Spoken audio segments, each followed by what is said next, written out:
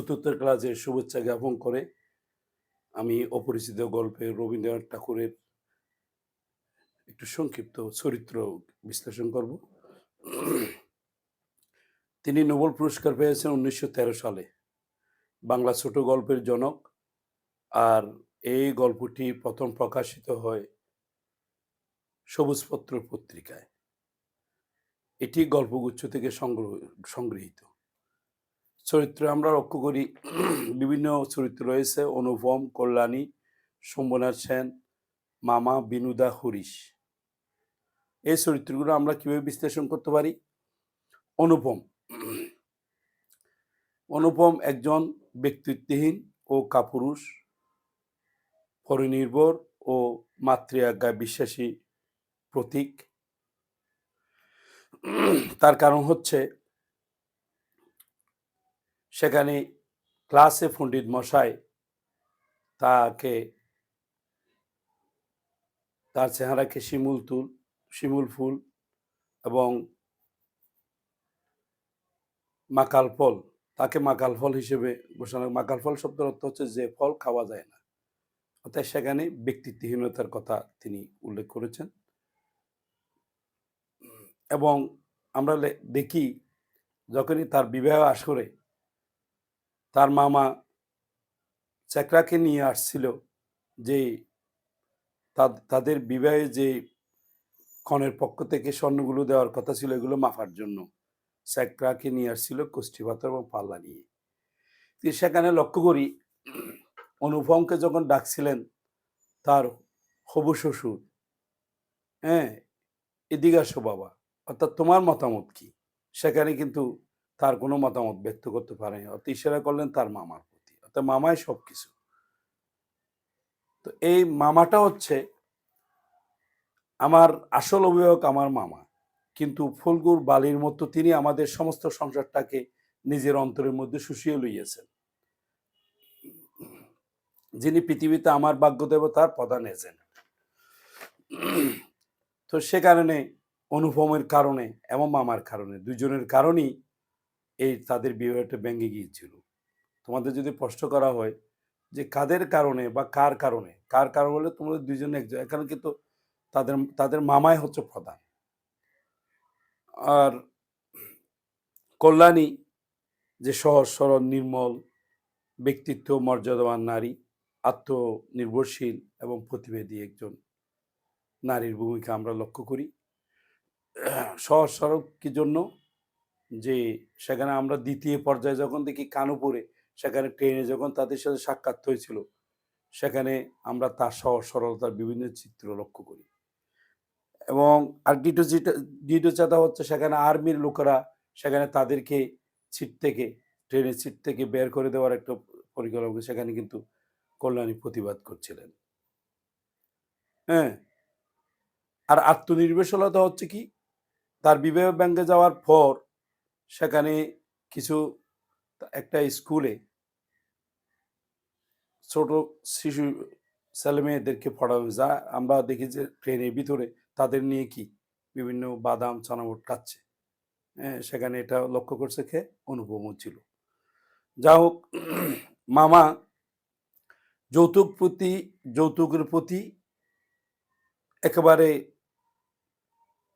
খুবই লোলাতুপ দৃষ্টি, নির্ভরশীলতা, ব্যক্তিত্বহীনতার একজন প্রতীক হিসেবে আমরা লক্ষ্য করি।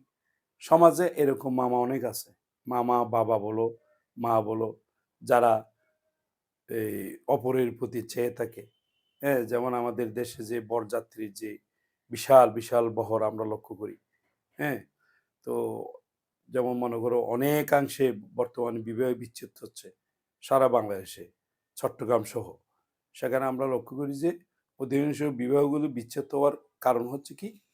যৌতুক প্রথা এবং বাসার অপব্যবহার। যে একটি ছোট্ট মেয়ে, সেখানে মনে করো ১৭-১৮ বছরের একটা মেয়েকে, বা আর ২০ বছর ২২ বছর বলো, যা বলো, এই মেয়েটাকে যখন বিবাহ দেওয়া হচ্ছে, ১ বছরের ভিতরে কিন্তু ওদের ৭০ বছরের সংসারের গ্লানিগুলো কি ওই মেয়েটিকে নিয়ে গোষ্ঠী শুদ্ধ উদ্ধার করতে চায়। তো এখানে আমাদের এই যে ব্যবহার, তাকে যেমন তার মেয়েকে একজন শাশুড়ি যেমন তার মেয়েকে ভালোবাসবে, তার পুত্রবধূকে কি সেরকম ভালোবাসতে হবে। তার মেয়ে যেমন আরেকজনের বাড়িতে গিয়ে কি করে? সংসার করে। আরেকজনের বাড়ির মেয়ে এখানে শ্বশুরালয়ে এসে সে সংসার করতেছে। এই বিষয়টা কিন্তু আমাদের সকলকে কি ভাবতে হবে। না হলে ওই যে মামার বিষয়টা এখানে প্রযোজ্য হয়ে যাবে।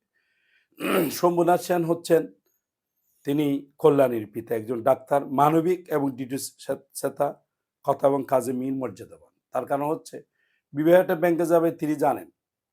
অর্থাৎ পরবর্তী ওদের আচার আচরণে এত খারাপ আচার আচরণ করতেছে যে বিবাহটা কি ব্যাংকে যাবে, কিন্তু তারপরেও বরযাত্রীদেরকে কি খাওয়াই দিয়েছেন। এই যে একটা বিষয়, তিনি সবাইকে খাওয়াই দিয়েছেন। তো একজন ব্যক্তিত্ববান, খুব মর্যাদাবান একজন লোক আমরা লক্ষ্য করি। বিনুদা হচ্ছে তার পিস্তিত ভাই।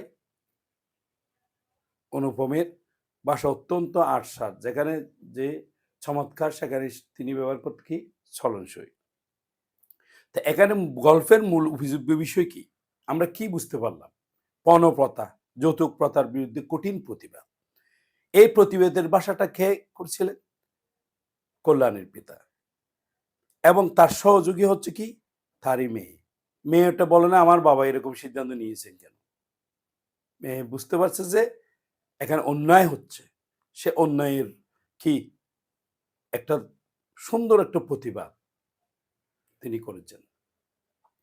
আমরা লক্ষ্য করি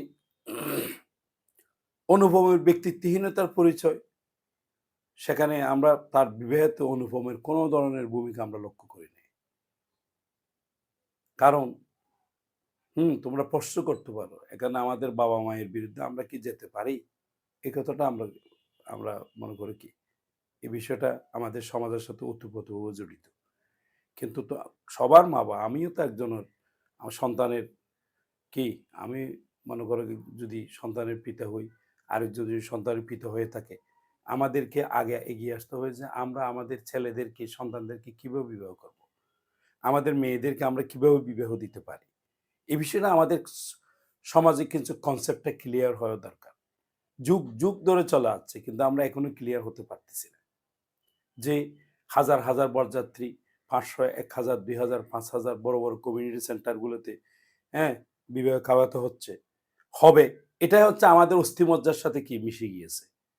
এটা যে কার উপর জুলুম হচ্ছে, একটা মেয়েকে বিবাহ দিতে গিয়ে মেয়ের পিতার যে নিঃস্ব হওয়া, একজনের পরোপকার করা তো একটা বিশাল একটা বিষয়, এর পরিবর্তে যে তাকে যে অত্যাচার করা হচ্ছে এই বিষয়টা আমরা লক্ষ্য করি না।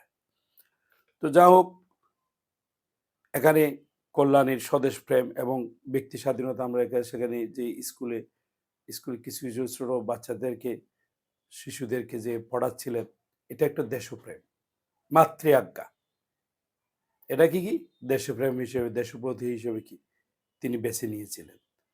তো যা হোক, আজকে আমরা আরো সেদিকে যাচ্ছি না। অপরিচিত গল্পের মূল উপযোগ্য বিষয় এবং চরিত্র নিয়ে তোমাদের সামনে কিছুটা হলেও আলোচনা করতে পারছি। হ্যাঁ, তো অসুস্থতার মাঝেও ধন্যবাদ আমার সাথে তোমরা আমার সাথে আমার ক্লাসে থাকার জন্যে। পরবর্তীতে অবশ্যই অন্যান্য আরও এই অপরিচিত গল্পের আরও কিছু ভিডিও দেওয়া হবে, এবং অন্যান্য সিলেবাসের ক্ষেত্রে সেকেন্ড পেপার সহ গল্প, কবিতা, প্রবন্ধ, তোমার উপন্যাস, নাটক এবং সেকেন্ড পেপারের যে দ্বিতীয় পত্রের যে সব কিছু বিষয় নিয়ে আমরা পর্যায়ক্রমে আলোচনা করব। ধন্যবাদ, অভিনন্দন।